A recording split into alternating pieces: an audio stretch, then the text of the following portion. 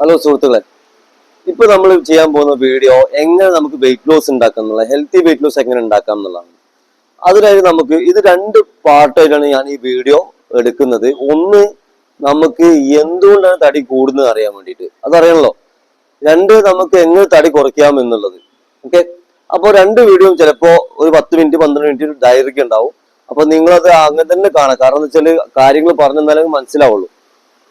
Weight loss ഉണ്ടാക്കാൻ കുറച്ച് ഇതൊക്കെ കാണേണ്ടി വരും. കുറച്ച് സമയം നിങ്ങൾ എന്താക്കേണ്ടി വരും, സ്പെൻഡ് ചെയ്യേണ്ടി വരും. ഓക്കെ, അപ്പോ ഒന്നാമത് ഞാൻ എന്റെ റൊട്ടീനിലൂടെ തന്നെ ഞാൻ കാര്യങ്ങൾ വിശദീകരിക്കാം.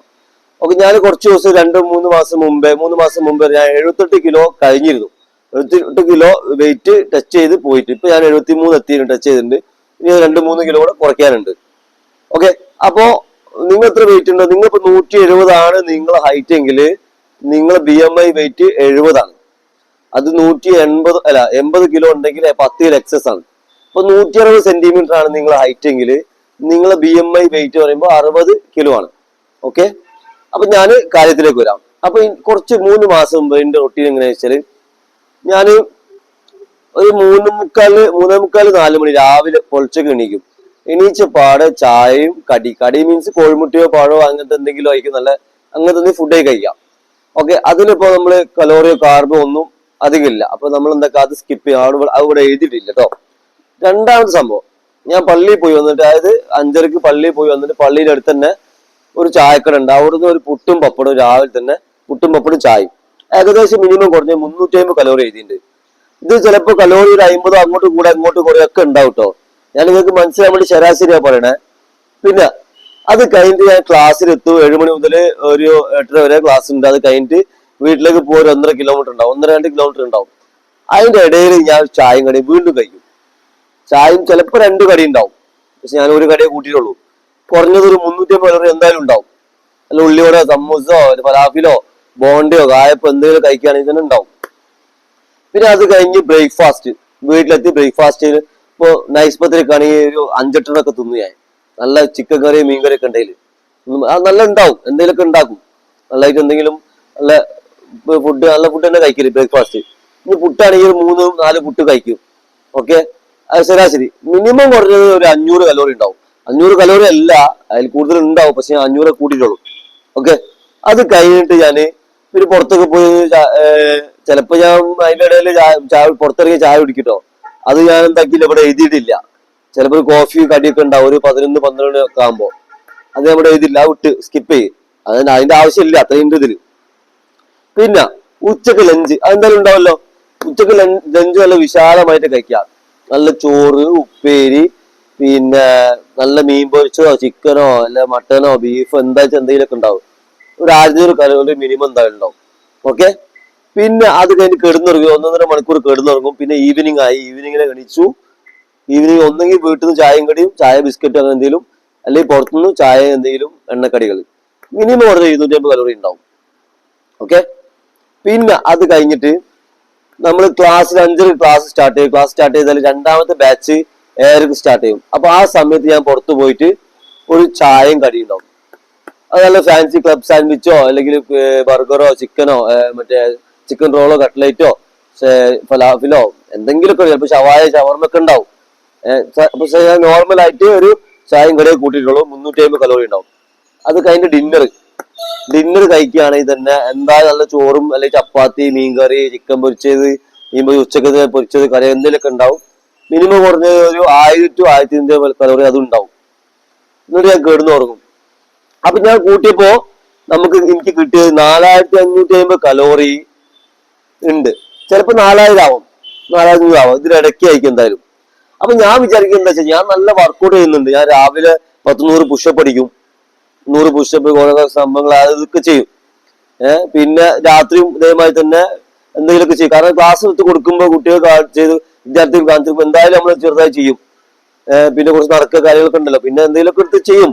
2 നേരം വർക്കൗട്ട് രീതിയിൽ കാര്യങ്ങൾ സ്മൂത്ത് ആയി പോയും. പക്ഷെ എന്നിട്ട് ഞാൻ തടി കൂടാൻ.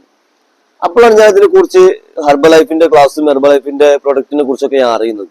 അങ്ങനെയാണ് ഇതിലേക്ക് ഞാൻ വന്നത്. ഓക്കെ, അപ്പൊ നെക്സ്റ്റ് കാര്യങ്ങൾ, അപ്പൊ 100 പുഷപ്പ് എടുത്തതിന് നമുക്ക് ഏകദേശം 100 പുഷപ്പിന് ഏകദേശം നമുക്ക് ഒരു 50 കലോറി നമുക്ക് കുറയുള്ളൂ. അപ്പൊ നമ്മളിതിൽ പലരും നല്ല വർക്കൗട്ട് ചെയ്യുന്നുണ്ടാവും. പക്ഷെ നമ്മൾ തടി കുറയുണ്ടാകാം. അതിന് പ്രധാന കാരണം എന്താ അറിയോ? 100 പുഷപ്പിന് മിനിമം ഒരു 50-100 കലോറി കുറയുള്ളൂ. പക്ഷെ നമ്മൾ ഒരു ചായ കടി കുടിച്ചാൽ നമുക്ക് 350 കലോറി നമ്മൾ ബോഡി കയറി. മനസ്സിലല്ലേ? ഒരു 5 കിലോമീറ്റർ ഓടിയാലോ ഒരു 10-350 കലോറി കുറയുള്ളൂ. പക്ഷെ ഒരു ചായ കടി കുടിച്ചാലോ ആ കലോറി കയറി. അപ്പൊ നമ്മൾ വർക്കൗട്ട് ചെയ്ത് കലോറി മീൻസ് ഫാറ്റ്, അതായത് കാർബോ നമ്മള് ബോഡിയിൽ നിന്ന് ഇല്ലാണ്ടാക്കും വേണം, പുതിയത് കയറാതിരിക്കുക ശ്രദ്ധിക്കും വേണം. നമ്മളിപ്പോ നമ്മൾ ചോറ്, മറ്റേ അരി ഭക്ഷണങ്ങള്, ഈ മറ്റു കാര്യങ്ങളിലാണ് കാർബോ ഉള്ളത്, അതിലാണ് കലോറി കൂടുതലൊക്കെ. പക്ഷെ ഒരു മാങ്ങ ഉണ്ടല്ലോ, ഒരു മാങ്ങയില് 100 ഗ്രാം മാങ്ങയില് 26 ഗ്രാം കാർബോ ഉണ്ട്. ഒരു മാങ്ങ എന്ന് പറയുമ്പോൾ തന്നെ 100 ഗ്രാം കൂടുതൽ ഉണ്ടാവും. മനസ്സിലല്ലേ? അപ്പൊ ഞാനൊക്കെ 2 മാങ്ങ 3 മാങ്ങ 4 മാങ്ങ ഡെയിലി കഴിക്കുന്നു. ആ മാങ്ങ സീസൺ അല്ലേ, നല്ല ടേസ്റ്റ്, നല്ല മാങ്ങി, അടിപൊളി മാങ്ങി, നല്ല മാങ്ങ എന്നൊക്കെ. എന്നിട്ട് നമ്മൾ ആയിരിക്കും നമ്മള് ഫ്രൂട്ട്സ് അല്ലേ കഴിക്കുന്നത്. മനസ്സിലെ? അങ്ങനെയല്ല, ഫ്രൂട്ട്സിൽ സംഭവം ഉണ്ട്. അപ്പൊ നിങ്ങൾ ഫ്രൂട്ട്സ് കഴിക്കും തെരഞ്ഞെടുത്ത് കഴിക്കാം. ഓക്കെ, അപ്പൊ നിങ്ങൾക്ക് ഏകദേശം മനസ്സിലായില്ലേ എന്തുകൊണ്ടാണ് നിങ്ങൾക്ക് ഇത് വരുന്നത്. ഈ 4550 കലോറി ഇൻറ്റു 7 അടിച്ചു നോക്കി ഞങ്ങള്.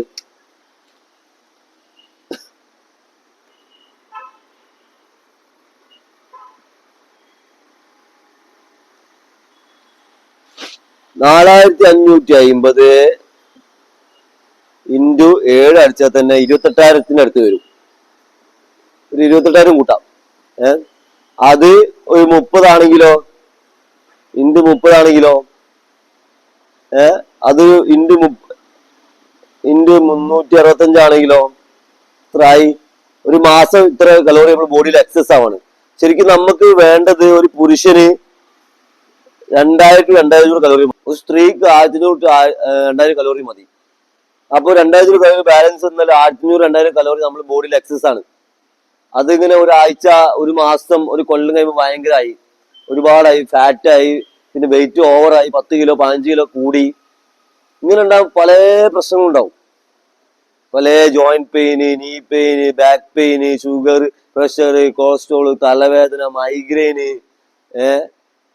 പറയാൻ തീരാത്തത്രയും അസുഖങ്ങളുണ്ടാവും ഓവർ വെയിറ്റ് ആയാല്. ഓക്കെ, ഓവർ വെയിറ്റ് കുറച്ചാൽ BMI ഐഡിയൽ വെയിറ്റിലാണെങ്കിൽ നിങ്ങൾക്ക് 95% അസുഖങ്ങളും ഇല്ലാണ്ടാക്കാം. ഓക്കെ, അപ്പൊ നിങ്ങൾ നിർബന്ധമായിട്ടും ഐഡിയൽ വെയിറ്റിലെത്താം. നിങ്ങൾ എത്താണോ ഹൈറ്റ് 170 ആണെങ്കിൽ 100 ഒഴിവാക്കി ബാക്കി 70 ആണ് നിങ്ങളെ വെയിറ്റ്. അതിലേക്ക് നിങ്ങൾ നിർബന്ധമായി എത്താം. നിങ്ങൾ ഫാമിലിയിലുള്ളവരെ എത്തിക്കാം. മനസ്സിലല്ലേ? കാരണം നിങ്ങൾ മാത്രം ഹെൽത്തി ആയി കാര്യമില്ല. ഇപ്പൊ ഞാൻ മാത്രം ഹെൽത്തി ആയി, നിന്റെ ഭാര്യ ഹെൽത്തി അല്ലെങ്കിൽ പോയില്ലേ, അല്ലെ മക്കൾ ഹെൽത്തി അല്ലെങ്കിൽ പോയില്ലേ, രക്ഷിതാക്കൾ ഹെൽത്തി അല്ലെങ്കിൽ പോയില്ലേ. അപ്പൊ ഹെൽത്തി ആക്കാൻ വേണ്ടി നിങ്ങൾ സ്വയം ഹെൽത്തി ആവാം ആദ്യം, എന്നിട്ട് മറ്റൊരു ഹെൽത്തി ആവാൻ വേണ്ടി ഓരോ കാര്യങ്ങൾ കാണിച്ചു കൊടുക്കുക. നമുക്ക് ആരും നിർബന്ധിക്കാൻ പറ്റില്ലല്ലോ.